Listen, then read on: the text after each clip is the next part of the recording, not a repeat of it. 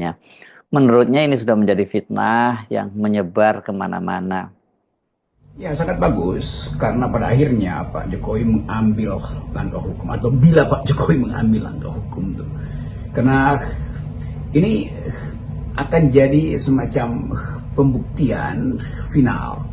Karena akan ada saksi untuk menguji secara forensik ijazah itu, akan ada keterangan ahli yang memungkinkan Pak Jokowi ditampilkan supaya betul-betul ada hal yang lebih dari sekedar pembuktian material. Tapi Pak Jokowi juga bisa datang ke persidangan dan memberi keterangan supaya bukan sekedar barang buktinya yaitu ijazah ansih sebagai benda, tetapi juga martabat Presiden Jokowi. Dan itu sebetulnya yang dikehendaki oleh bangsa ini supaya selesai problem yang udah berabad-abad.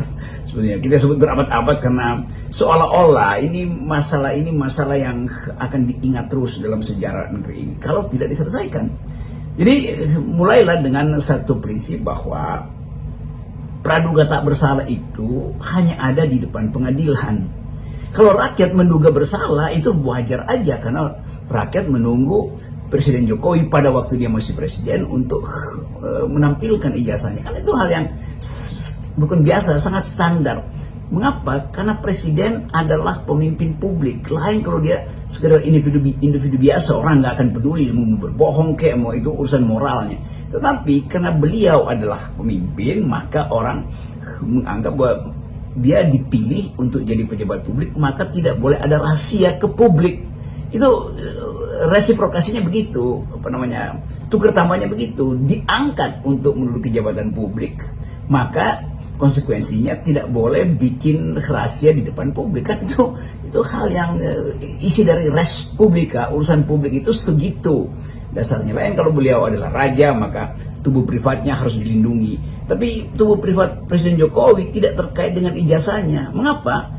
Karena ijazah itu dipergunakan untuk kepentingan administrasi pendaftaran pejabat publik. Dari beliau mencalonkan diri wali kota, lalu jadi gubernur, lalu jadi presiden. Semua itu ada prosedur administrasi publik. Kalau Pak Jokowi tidak punya jabatan publik, ya ngapain Pak Jokowi ladeni permintaan itu? Tuh nggak ada konsekuensinya. Ini ada konsekuensinya tuh. Tapi dengan alasan bahwa itu udah pernah dibuktikan di KPU, bahkan sampai KPU, maka dirasa sudah cukup. Justru karena ada kecurigaan, ya kembalikan aja kan tuh prosedur 2 menit. Jokowi sekarang sebagai orang biasa mengatakan, ini loh, silakan bawa semua mikroskop dan seluruh peralatan kimia untuk menguji apakah secara forensik ijazah saya palsu apa tidak. Dengan cara itu orang memuliakan kembali Presiden Jokowi bahwa oke, dia tidak berbohong dalam soal ijazah. Nah, soal kebijakan lain lagi. Ini soal yang paling primer yang akan dibicarakan bertahun-tahun ke depan bila tidak diselesaikan. UGM itu ketika bertemu dengan 3 orang alumninya, Dr. Rismond, Dr. Roy Suryo, dan Dr. Tifa, menyatakan ijazah yang dipersoalkan itu di tangan Jokowi, sementara Jokowi tetap bersikeras tidak mau memperlihatkan kepada tim pembela ulama dan aktivis, kecuali katanya perintah pengadilan. Anehnya kan dia malah menunjukkannya kepada wartawan, dan keanehan lainnya juga, walaupun dia menunjukkan tapi dia melarang itu untuk difoto, untuk diambil gambarnya. Sudah ada langkah maju, yaitu UGM pada akhirnya menerangkan bahwa ijazah asli tidak dipegang di UGM. Berarti case closed soal UGM tuh. Karena UGM mengatakan ya itu silahkan cari ke Pak Jokowi. Walaupun sebetulnya ada semacam catatan administrasi yang menunjukkan bahwa yang bersangkutan lulus. Tetapi pembuktian itu kan orang mau lihat ijazahnya. Kenapa ijazahnya tuh? Ya tadi karena itu barang otentik yang pernah diperlihatkan di KPU Solo, di KPU Jakarta, lalu di KPU Nasional, kan itu intinya kan. Kalau sekedar ya ada catatannya di UGM, iya itu pasti semua ada catatannya, tetapi karena ini menyangkut surat resmi dalam bentuk material, bendanya itu ansih yang dipertunjukkan di semua urutan KPU dari Solo, Jakarta sampai nasional, maka orang mulai menagih barang itu. Jadi barangnya bukan pembuktian administrasinya itu. Itu yang membedakan antara keinginan untuk menghasilkan kejujuran dan keinginan untuk memeriksa keaslian. Itu kira-kira itu. Soal kejujuran orang percaya, tapi soal keaslian orang ingin tagih. Sekali lagi karena benda itu pernah diperlihatkan di 3 tahapan KPU. Jadi soal bendanya itu dan mencari benda itu ya tentu saja mesti dilihat fisiknya kan. Jadi UGM udah selesai. Jadi sekarang tinggal Pak Jokowi, dan Pak Jokowi menerima mereka yang mempersoalkan itu, lalu mengatakan ini barangnya tetapi jangan dipegang, jangan difoto. Itu juga menimbulkan semacam, ya buat apa dua diperlihatkan, ya sekaligus saja kan difoto kan. Kalau dia betul-betul otentik, difoto dengan kamera jadul pun akan dianggap otentik karena dipersilakan oleh Pak Jokowi untuk didokumentasikan. Jadi justru dengan tidak didokumentasikan maka bertambah lagi kecurigaan publik, kenapa Pak Jokowi hanya memperlihatkan ijazah itu. Bukankah ijazah itu bisa juga difoto untuk dianalisis secara lebih forensikal oleh Roy Suryo, oleh siapa segala macam itu yang ahli di situ kan. Jadi dengan cara itu kan selesai masalahnya. Tetapi Pak Jokowi bersikeras tidak mau melarang difoto, tetapi akan melaporkan pada akan ditempuh jalur hukum. Ya bagus juga. Jadi benda itu nanti akan dibawa ke jalur hukum. Jadi saya kira tuh nggak ada masalah tuh kalau itu dilanjutkan. Artinya sekarang ini bola ada di tangan Pak Jokowi karena dia yang akan membawa ini ke jalur hukum. Tapi bisa juga para aktivis yang selama ini mempersoalkan tuh kembali menggugat ke pengadilan ya, dengan risiko bahwa hakimnya yang ada ya nggak bakal bersikap independen. Ini saya kira dilema hukum kita itu ya. Tentu di pengadilan akan bekerja lagi prinsip di dalam hukum pidana, yaitu siapa yang membuat dalil dia harus membuktikan. Oke. Tetapi kita tahu bahwa pembuktian itu sebetulnya itu pembuktian pidana di dalam soal ya tuduhan kriminal gitu kan. Tapi ini bukan tuduhan kriminal, ini tuduhan intelektual. Secara intelektual bahkan secara moral tidak perlu sebetulnya tiba di pengadilan. Kan tinggal Pak Jokowi datang mengatakan ini loh ijazah saya. Kalian memilih saya terpilih 2 kali sebagai presiden dan kalian ingin saya perlihatkan dengan rendah hati, saya beritahu ini ijazah saya. Selesai masalah. Kalau dibawa ke pengadilan, maka mereka yang menuduh mendalilkan itu harus membuktikan. Padahal ini bukan urusan, kan pengadilan itu urusan antar individu tuh, bahwa ada crime maka dilaporkan. Ini bukan soal crime, ini soal moral call untuk memperlihatkan kematangan seorang pemimpin. Sebagai seorang Nobel, seorang yang mulia itu, dia akan anggap bahwa buat apa ke pengadilan. Ini aja. Jadi sekali lagi orang mulai bertanya-tanya, kenapa harus ke pengadilan? Atau oke lah ke pengadilan, lalu orang bertanya, akan ada rekayasa enggak? Ya pasti akan ada rekayasa, tetapi kita mesti pakai prinsip hakim tentu akan pakai prinsip bukan rekayasa yang akan diterima, tetapi prinsip praduga tak bersalah itu. Nah, hak praduga tak bersalah itu hanya ada sekali lagi di depan hukum, di depan hakim. Jadi kalau mereka yang menuduh itu dianggap melakukan fitnah, nah itu salah lagi itu secara ilmu pidana, karena ini bukan fitnah personal, ini soal administrasi bernegara. Itu intinya. Jadi semua kecurigaan itu bukan fitnah. Jadi salah bila Pak Jokowi menganggap dia difitnah. Tidak. Fitnah itu antar manusia, bukan antara warga negara dengan presidennya. Bukan, itu nggak ada fitnah di situ.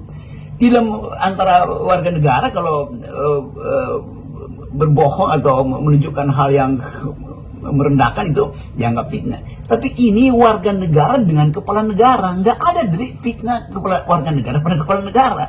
Egy Sujana, Roy Suryo segala macam itu ada warga negara yang menginginkan keterbukaan informasi. Jadi yang ditagih adalah informasi. Tidak ada orang yang menghina Pak Jokowi atau menganggap bahwa ini soal individual atau soal pribadi. Tidak, ini soal bernegara. Jadi sekali lagi, itu deliknya akan kacau nanti. Itu artinya setiap warga negara mempersoalkan pejabat negara itu dianggap fitnah karena undang-undang ITE atau segala macam. Salah.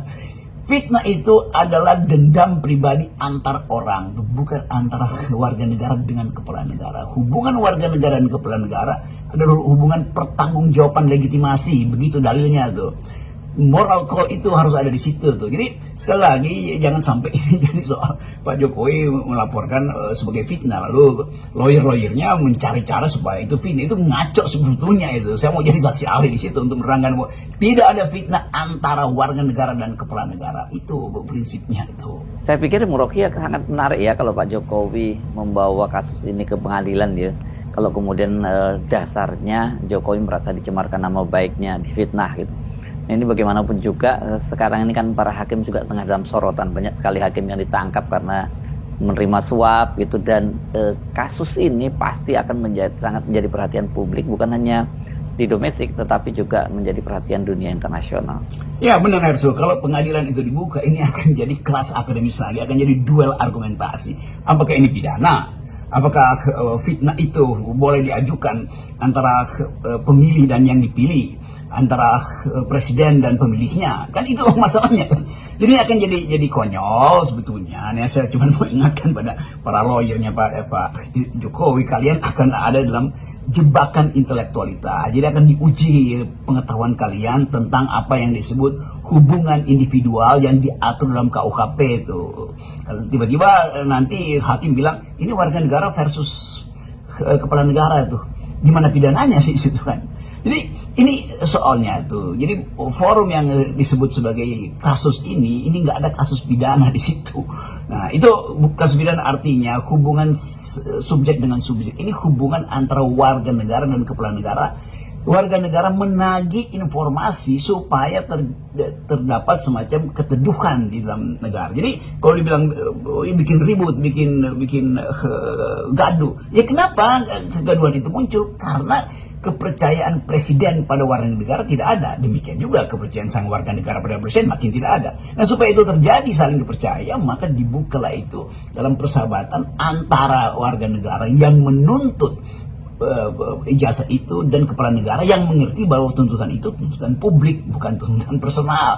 Ini bukan soal vendetta. Jadi saya ingin ingatkan supaya kita masuk dalam kondisi akal sehat, bahwa tidak ada dendam di situ. Ini hanyalah urusan legitimasi itu, bukan urusan legalitas. Sekali lagi harus dipastikan bahwa persoalan tentang ijazah Pak Jokowi itu terjadi karena Pak Jokowi memakai ijazah itu untuk kepentingan pemilihan wali kota, gubernur, dan presiden. Jadi ini urusan administrasi publik, itu intinya.